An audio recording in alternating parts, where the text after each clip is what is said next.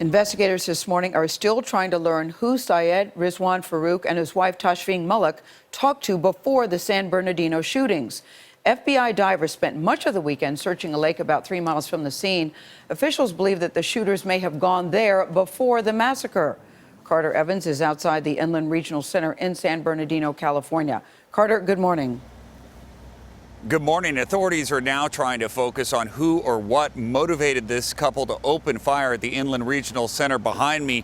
There is new information about Malik's comments on social media now that questions how thoroughly she was vetted before she entered the U.S. Dive teams from the FBI and local police finished searching the bottom of this muddy lake over the weekend. They pulled multiple objects from the water, but it's still unknown if they recovered a computer hard drive that Syed Rizwan Farook and Tashfeen Malik may have discarded in the lake before they were killed in a shootout with police.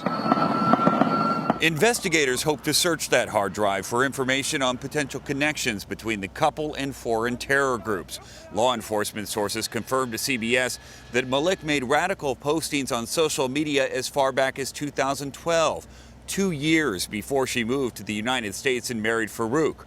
According to a report in the New York Times, Malik spoke openly on social media about her support for violent jihad and said she wanted to be a part of it.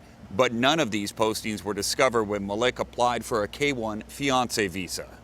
If you're going to start doing a deeper dive into somebody and looking at their social media postings or other things, you really want to focus your effort on the high-risk traveler, the person that you're really worried about being a threat to the United States. The question is, how do you identify them? Malik was not identified as a threat, despite being interviewed at the U.S. Embassy in Pakistan and vetted by 5 different government agencies who checked her name and picture against a terror watch list and ran her fingerprints against 2 databases. This is a case where, in retrospect, we know that this is a person that had lots of red lights and red flags. How come they didn't stand out as a high-risk traveler? That's a really, really good question.